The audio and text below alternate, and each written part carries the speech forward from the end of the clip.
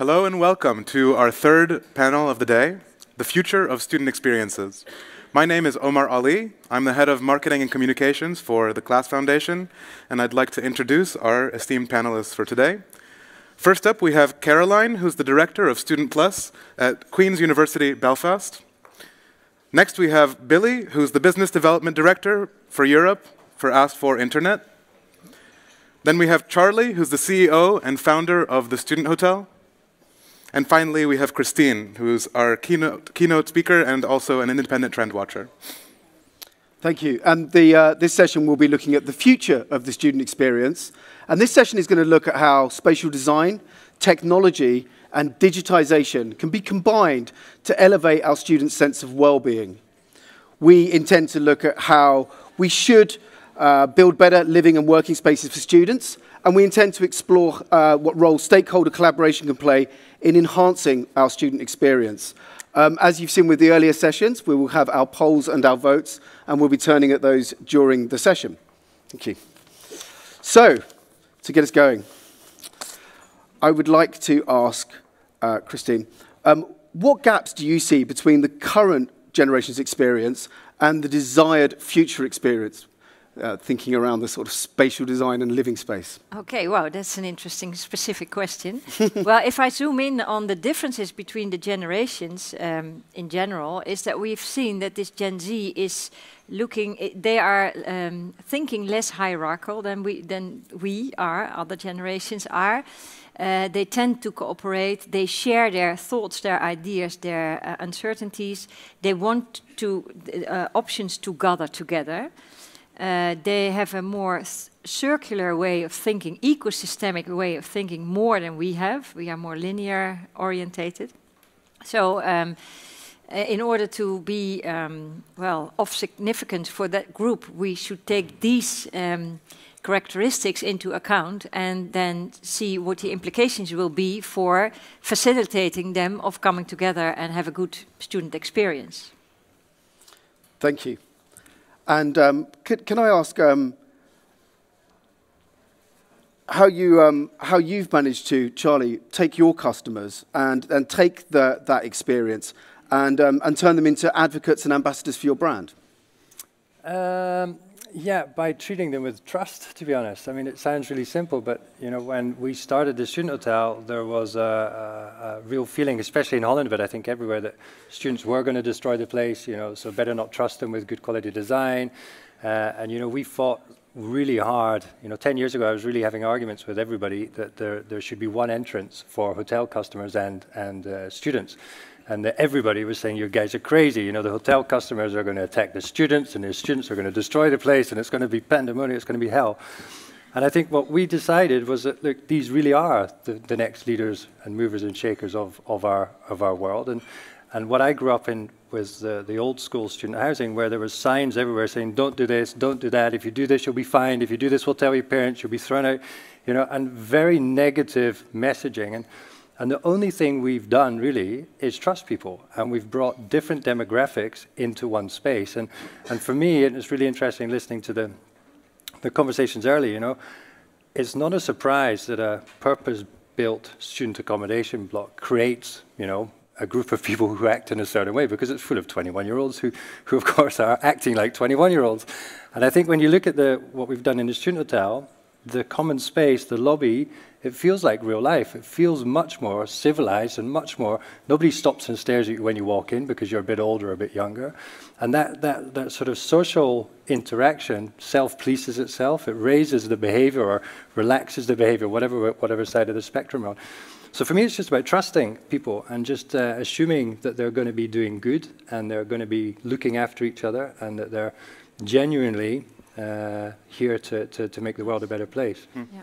Caroline, can I ask, so because I think it's fascinating when you look at that advocacy towards brand, and how do you see that coming from a brand like Queen's University Belfast and that interplay between the brands like the Student Hotel and your own university brand, and which part of that the students feel sort of a part of, and how you see that interplay between brands working?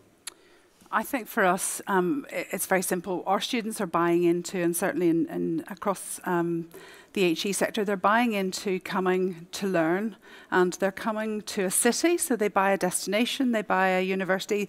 Their expectations that they're going to come out after 3 or 5 years with an education that enables them to get the best employment opportunities. Where they then get their accommodation, for example, and where it needs to meet their needs. And I think universities have to work, and we talked about working in partnership. It is really important that we have a range of suppliers that work with us that are best in class, and that we're proud to work with those other organisations, because universities are fundamentally there to be educators. Many of us have accommodation and various other student experience elements to our campus, but ultimately it's really important that we use those brands that are best in class and are proud to work with those brands. And certainly I know that when we do that, we're very proud. What's your personalization strategy for students? Because we all know that there's this holistic approach that we're trying to integrate with more suppliers, more options, but also students are really looking for a very personalized and bespoke experience. So what does that look like for Queen's University? Yeah, every student is an individual, and I think, you know, again, as an industry, we talk about international students. International students are in themselves coming from a wide range of different nationalities, backgrounds, and cultures.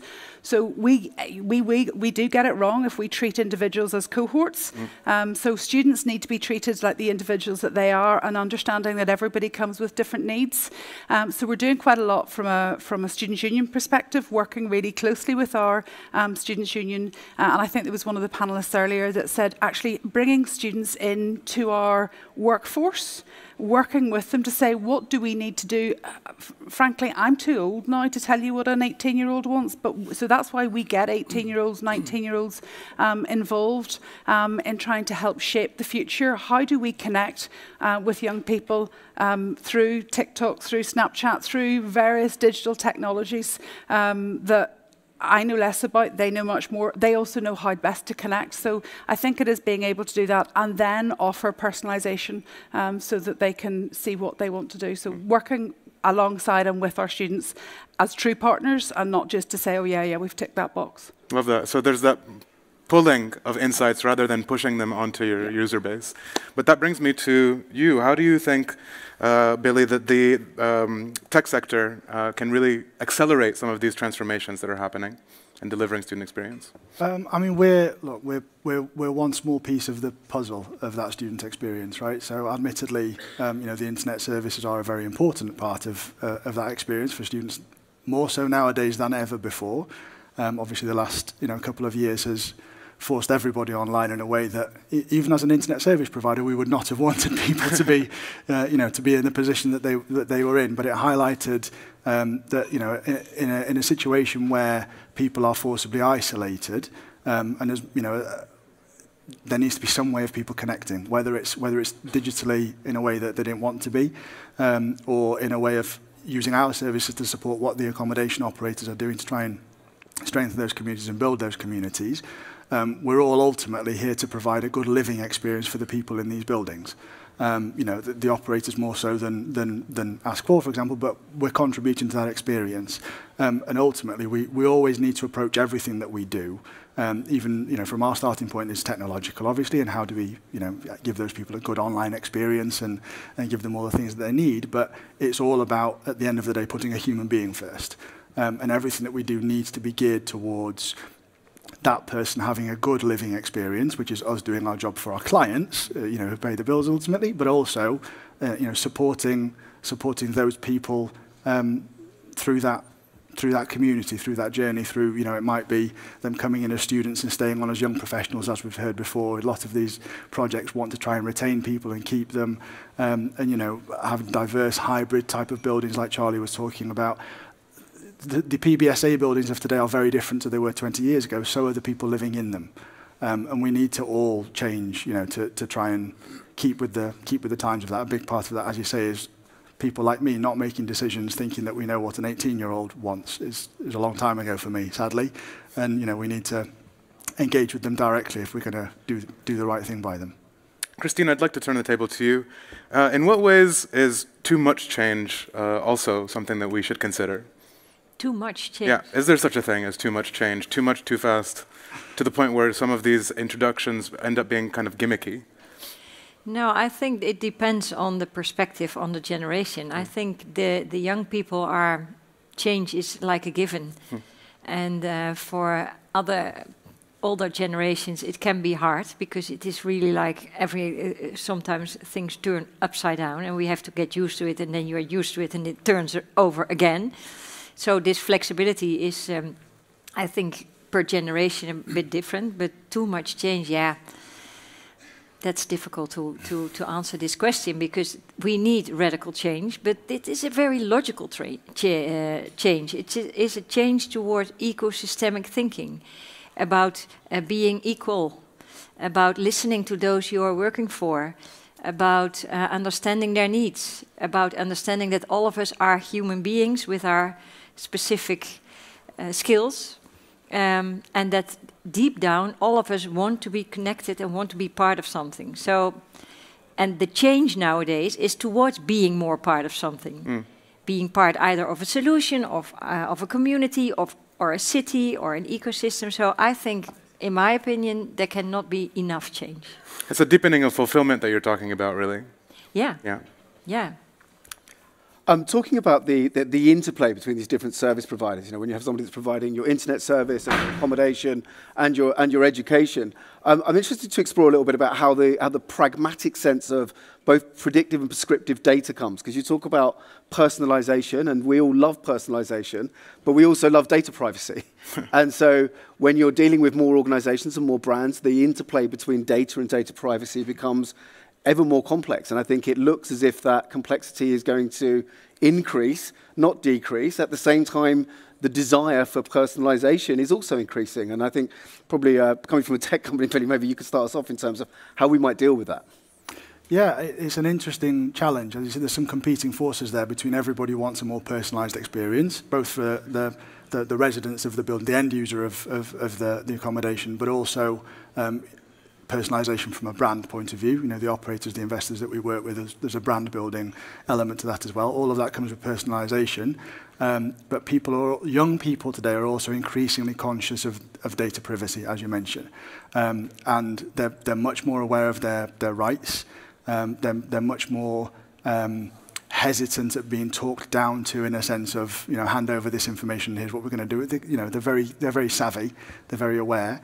And as an international operator, obviously, you know, we started in the UK 20 years ago now. We're currently in 10 countries across Europe. We also see some quite interesting differences. There's a lot of commonalities, but there's some quite interesting differences in how certain countries and certain nationalities have more or less sort of challenging, sort of more pushback on the data privacy side of things. But it's certainly going to be an interesting challenge for the future. That, I mean, picking up on that point, because as we all know, you know, data protection laws in different countries are different, and as we're seeing, technology in different countries is starting to advance in different ways. And so turning to you, Charlie, I mean, you've got a global brand. I'm sure that international students from around the world want to access your service and your offering. How do you deal with that, the internationalization of that, you know, with people accessing it from different parts of the world?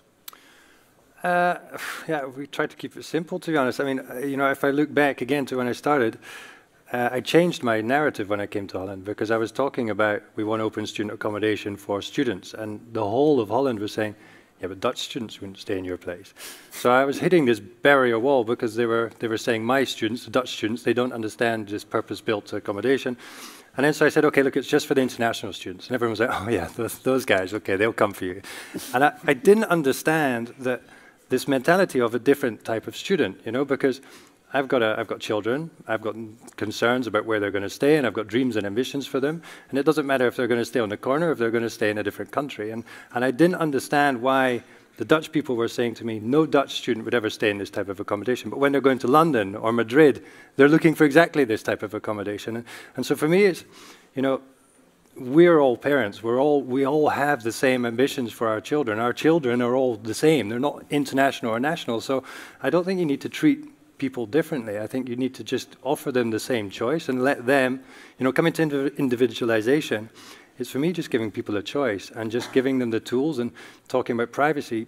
You know, if you build up a trust with anybody, I mean, the generation today, they give away so much data when they trust a platform, when they trust a certain situation. So I think it's building up trust and then giving people a choice to personalize it themselves, and then you kind of, doesn't matter if they're Dutch or international or wherever they're coming from. I mean, they're all young. They're all the next leaders of us. So Caroline, I would imagine, you know, coming from a university, that you do have a student journey map, that you've mapped these things out, and maybe you could tell us a little bit about how that data informs that customer journey.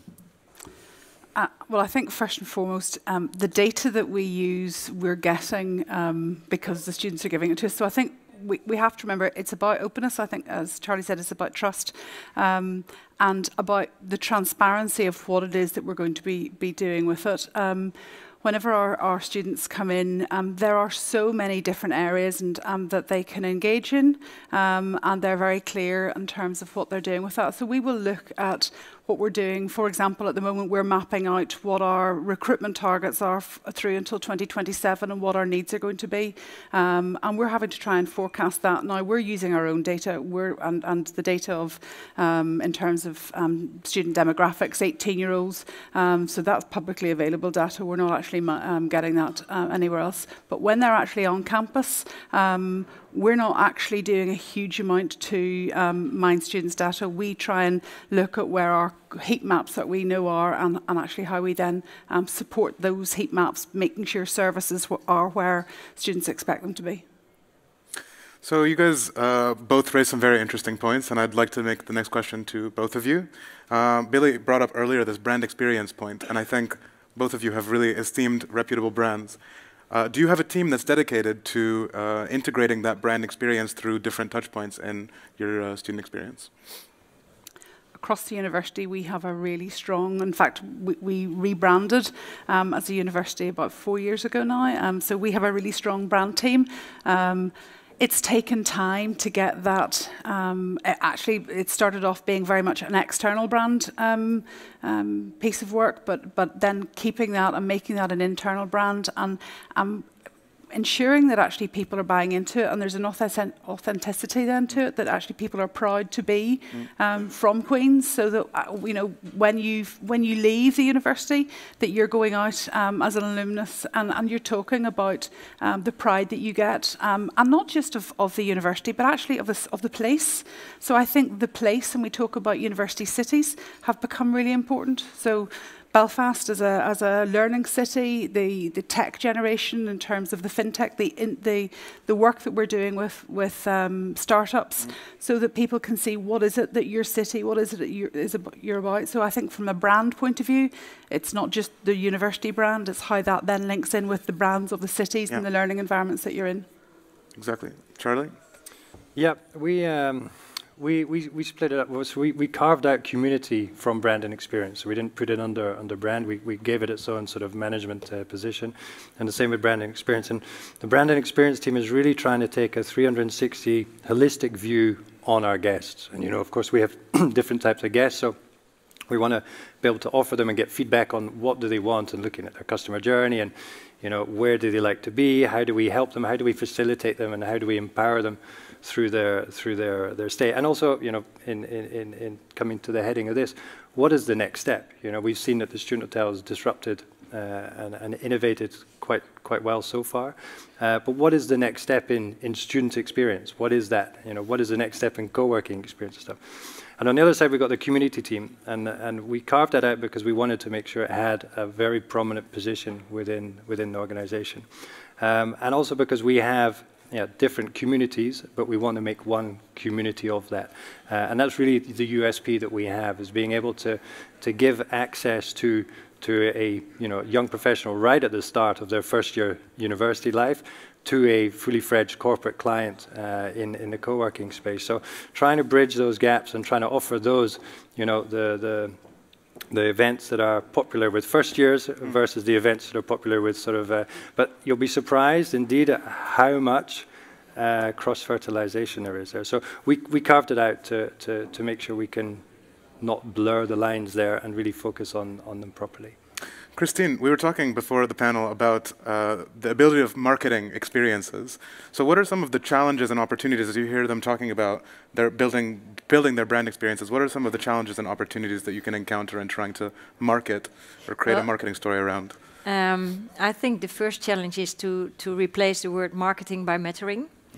And if you can be mattering in the context of these students as of 18 years old till later on, till co-working professionals, etc., then the first question is, who am I as an organization or university or hotel or place or whatever, and how can I matter to this stage for these people in their life?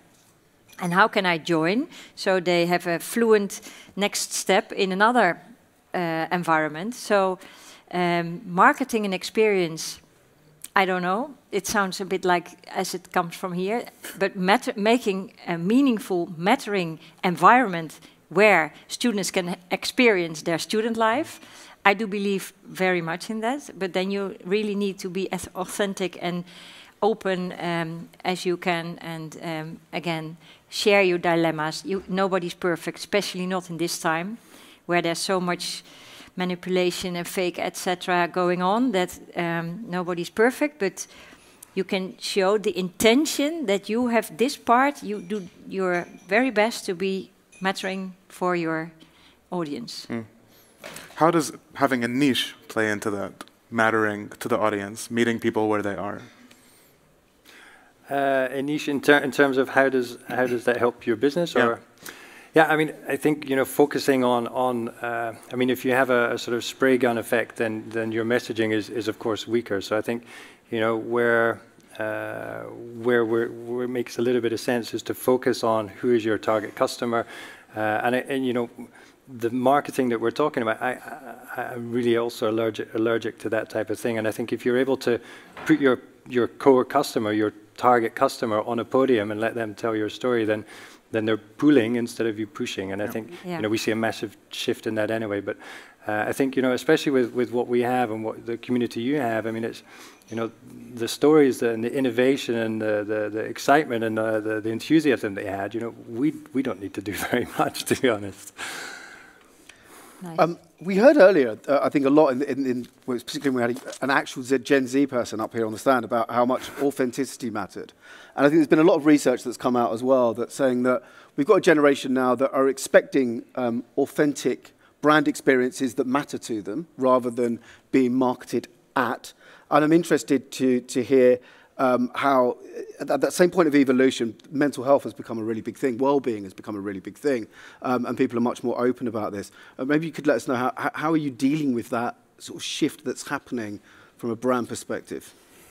Well, I think it's been happening, and it hasn't been overnight. This has been a journey that we've been on, and our students have been on as they've, you know, every year we go through the same cycle in terms of our new student body, and absolutely, there has been a huge change and a huge shift, and no doubt, obviously, the impact of what we've been through in the last 2 years in terms of what that's meant to well-being. So I think it is really important, and it's well-being and mental health. And I think there's a huge difference here.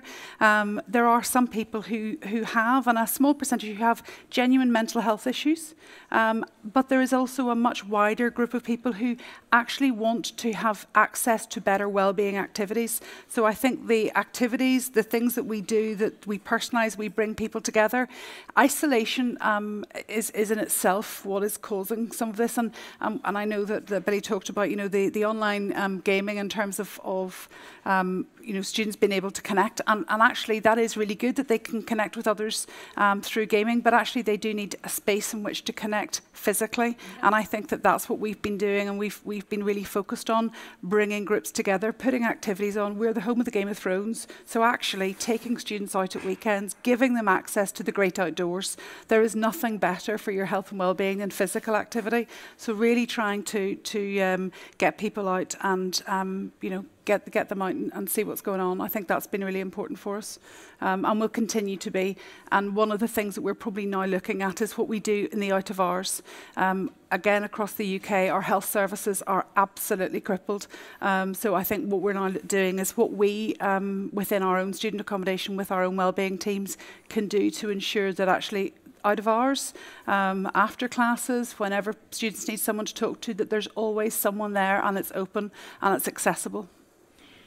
Can I add something? Yes, please. I also think, because this sounds so good, what you are all doing and offering the students, but I think there's also a role for the university program in itself, because the bar is set so high and they have so not much time to fulfill all the programs within their study curriculum. So I think, why not giving every student 1 year extra? Just because you can have such a beautiful place to stay, but if you continuously know, I will not finish my homework, I will not pass this exam, if I do not pass, I have to do the whole year again, etc., etc. So give them a bit of air in this schedule. That could also be an idea.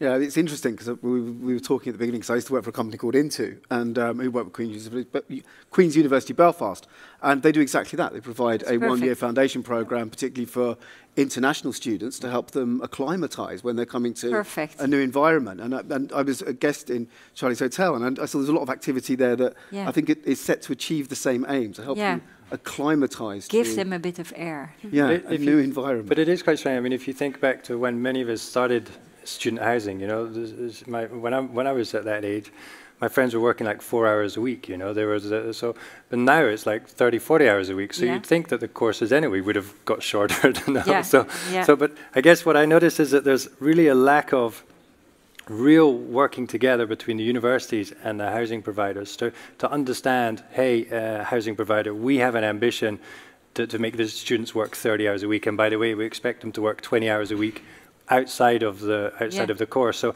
make sure you're building the right type of accommodation for that need. And you know, that sounds quite simple, but if we you know, kind of think about it, we've been building the same stuff for a long time, and then the housing providers have said, hey, now they need study space, they need quality space, and really reacting to their needs instead of, you know, thinking ahead. And if I could just add in affordability.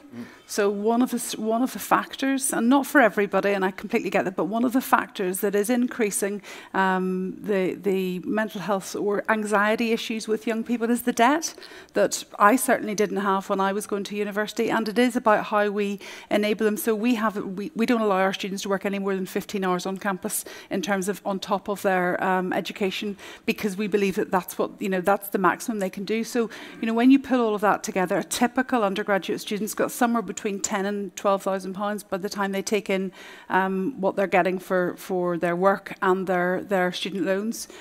So they've got to be able to find affordable accommodation, and for the vast majority, you know, that is possible.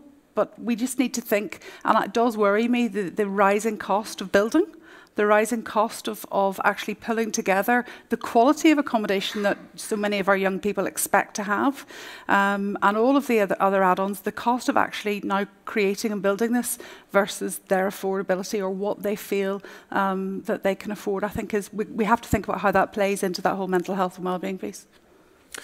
We'd love to hear your thoughts. We're going to open up our first poll of the session about whether we think that operators are taking mental health seriously or dealing with it well. I'm butchering the question because I don't have it in front of me. But Kristen, do you want to read out the question and launch the poll? Absolutely, very happy to. So basically all the upcoming questions that we haven't had open in the polls for a while now are opinion questions, sort of testing the waters in terms of room for improvements in the student experience. So I'll go through the questions now because I got quite some responses. Question 1, do you think the sector is dealing with mental health to an adequate degree? Close enough. Yeah. Answer, surprise, 73% say no. Would you like me to go through the other questions as well? Sure, yeah. Sure, so next one. Do universities answer student inquiries in a timely manner? 70% say no.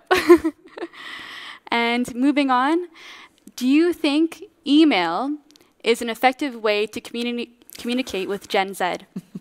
72% say no.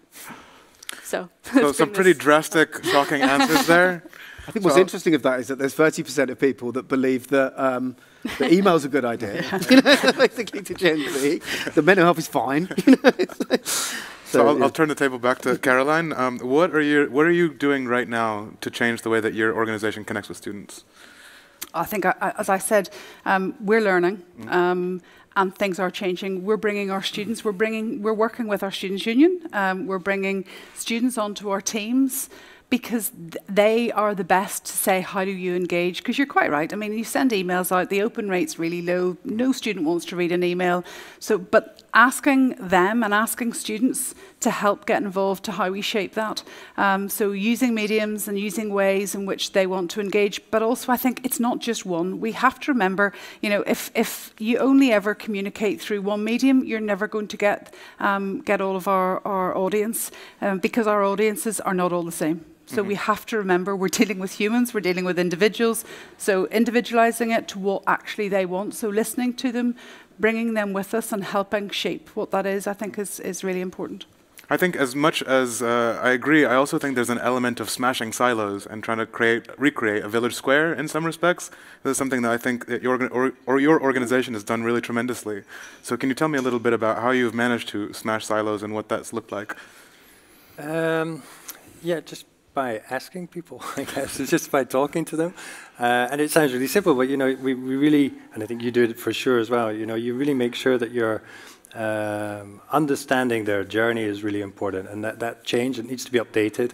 But being there for them and you know, making sure you're facilitating their community, and then if you're there and you're playing that role well, then you get a lot of feedback and you learn a lot of information. And the trick for us, especially as we get bigger, is to really make sure that information trickles all the way up, and that's really a challenge. And you come back to affordability, and we come back to a lot of the things we've talked about, and even mental health. To be able to deliver these services properly and to be able to communicate properly in a way that you get a good open rate and stuff like that is first of all, quite challenging, but it is also expensive. And I think that's you know, it's especially with student housing, you know, fundamentally you come down to the cost of the land and the cost it is to build the building. Those are the two biggest elements.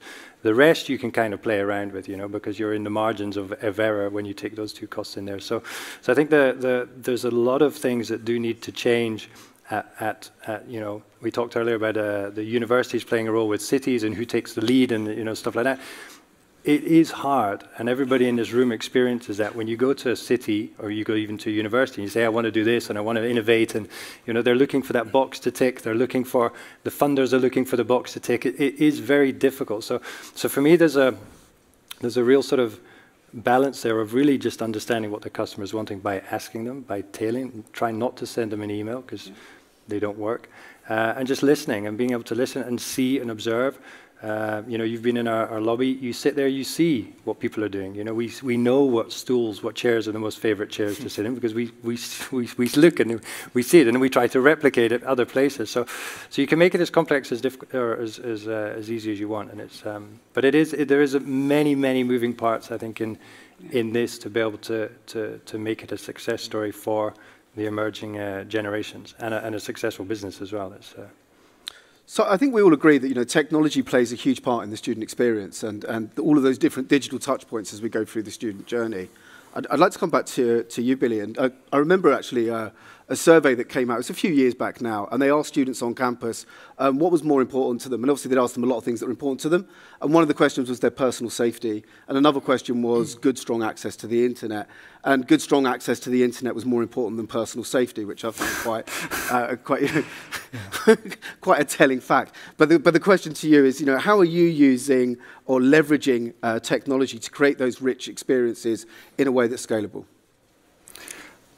I mean, I think the key part of that is the richness of experience. So I guess it comes back to my earlier point around we have to focus everything that we do on the human being that's going to be using it, right? So generally, as part of our job of supporting our accommodation providers to provide a good living experience, we have to focus on the human being at the end of it. And obviously we spend quite a lot of time and dedicate quite a lot of resource, as many businesses do, to reviewing what we do and how we do it and understanding how we can do it better, both to service our clients or to the end user. Now, one of those inputs obviously is data. So we have nearly 300,000 end users connected to our service. That's a lot of data that we can access. So we can see pretty much in real time, what's being used, what's not being used, what's a pinch point. You mentioned heat maps earlier, and location analytics. Those sorts of things are all important to understanding how our services are being used and to give us information to give back to the operators about what they can change or what they can do better. But taking, I guess, one step back from that, we also dedicate a fair amount of resource to, we run a series of research reports that we've done for the last few years. And we've touched on some of the topics today that we've covered in those. So, there's a special one about mental health, student wellbeing, really important. Then allowed us to talk to our, internally, what can we do differently, but also to talk to our clients to go, how are we supporting this in the right way? We've done reports about sustainability. Again, made us look at how do we tailor our services to better support what our clients want to do with their ESG goals and targets, led to a partnership with Utopia, for example, different things that we can all do together to try and improve the ESG credentials. Most recently, we've actually done one about gaming. We just talked about gaming, about the relative benefits of, in a almost a controlled environment where everybody was locked away. There are concerns about people being isolated. There are concerns about lack of connection. But there are also opportunities there to say, how do we facilitate some connection with these people? And it looks at the prevalence of online gaming and how that has changed during lockdown. Some enormous statistic changes, 50% uptake in online gaming, and it really sort of spread across all sorts of different demographics, and really shows a deep engagement. Incidentally, actually, if anybody wants an opportunity to win a PlayStation 5, come and see us at the back. You can judge for yourself the relative merits or not of online gaming. And it's really just, again, for us, about informing ourselves, informing our partners that we work with. And this is a never-ending process, right? About how we can do more, how we can do it better, but always with the human being at the end of it in our, at the forefront of what we do. I've just been told we have a question from our audience, so I'll turn it over to Kristen. Yes. It's actually more of a comment and opinion sharing, so let's bring this one up. It's actually from Zamzam Ibrahim, who spoke earlier on behalf of the European Students' Union. She says, I disagree with the idea that students need a year breathing at university. Almost all universities have foundation years, and they're often because you don't have the correct qualifications or you don't meet the requirements. An extra year at university is incredibly costly and financially unfeasible, and adds to the stress of being a student. Also, let's give students some agency to decide how many hours they are able to work instead of putting in restrictions. Christine, you're in the hot seat. I think that one's for you. Well, I'm not too familiar with all the foundation programs of universities. I can speak for what I know from the Dutch universities and the discussion going on there from the university group. And I hear more and more often that the bar is set too high, that they do not have enough time many students do have to work for their money to pay their living, and it is altogether living in this demanding time frame too much. And the fact that so many youngsters are experiencing mental issues, in my opinion, is also due to the fact that every bar is set so high. Not only education, but if you have a job, it should be nice. And you have to go to the gym, and you have to give the nicest dinners, and you have the good outfit, and you have to be in a nice network. So it is so much that, and then again, the headspace which they have for their the study they do, and then the program they have to pass within such a short amount of time. I still keep saying, give them a little bit air. So we just disagree, but that's interesting because we can meet afterwards. And because it's interesting, that is I want to dive more into your idea about it. And although I'm not a specialist at the university level at all about programs, but what I see is that many students are suffering from, oh my God, if I don't pass this exam, then I have to again do this whole year, or I have to wait for half a year, or whatever. So there's a lot of stress around it. This ties into a question that I also had.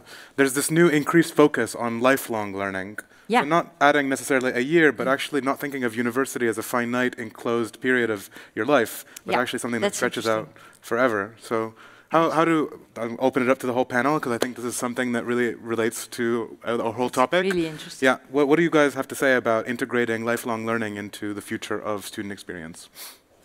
I think lifelong learning is a given for all of us. We all, I mean, every day we're learning. So I think that that's really important. I think, but in terms of what the student expectation is, I think everyone as you leave university and as you graduate, you know that as you go into whatever your chosen field of work is, that you will continue learning. And that's about curiosity, that's about how you want to develop yourself. So I think it's absolutely really important. But I think that we're maybe not doing as much of it, but I think it is important. I mean, I think all of us are constantly learning. That's how we develop our businesses and our areas. I think it's really interesting that you bring up curiosity, because the way that we currently measure success is on performance rather than on curiosity. So in what ways is higher education going to create that shift to focus on a bit more of a holistic approach to education that's not really about meeting certain standards? There has to be some level. I mean, it doesn't matter where you are. There has to be some level of sort of set expectation in terms of outputs. But I think it is really important. Universities are places to think. So when young people come out of schools, they go in to give them space to think, to develop, to understand who they are, who they want to be, and what they want to give back to the world, how they want to shape the world. So I think that is important. But I think there has to be some end. And I think, as our student president has said, there is a cost associated with this. So they need to know when they've achieved that, and that they can then move on. But I think it is interesting, even how we are creating and scoping courses, and the curriculum within universities is changing, and I think the last couple of years have made quite a shift in that. And your guys' motto is stay curious. So how does that apply into, also when you were talking earlier about blending your hotel guests and your students, that also kind of ties into the lifelong learning aspect? Yeah, I mean, I get really excited about this whole whole emergence, that it's suddenly trendy and appreciated and stuff like that. I mean, you know, we're one of the few companies that I think has a genuine reason to invest in lifelong learning, you know. And if you look at the traditional PBSA model, yeah, you know, you work hard to get your students in, they stay for a year, maybe 2 years, and then they leave, you know.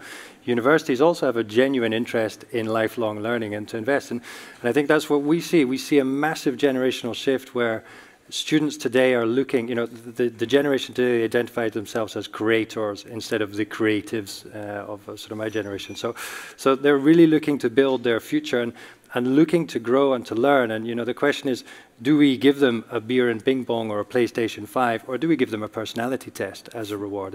And there's a massive shift there. And when you're able to link them with sort of and that's why I say students for me is becoming a term that you know, can we move away from? You know, is the student experience taking out the word student in the future?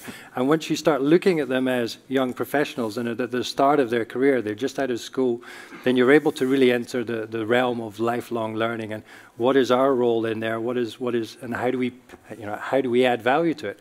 And that's where it becomes quite exciting. So, but it's a good question. What is that, and how you do it, and how do you justify that as a business model is also a very difficult challenge. Yeah, I mean, I personally went through this myself recently, as I went back to university as a really old person, and did a short course. And I was doing a course on digital disruption strategy, and I realised that it was quite futile, because what I'd learned at the beginning of the course would literally be out of date by the time I'd finished the course, no matter how short it was. But it was an enjoyable experience. And there was, you know, I wasn't the only old person there. But you know, so I think we've all have to, I think particularly in this sector, we all have to engage in lifelong learning, because one thing I think that we're seeing is that change is going to happen, it's going to become more rapid, it's going to be digital, but the future of student experience is indeed very bright. So that's all the time we have for our panel, and I wish we could go a little bit further, but Caroline has a flight to make. So unfortunately, we have to cut it off there. Thank you so much, everyone, for attending our third panel of the day.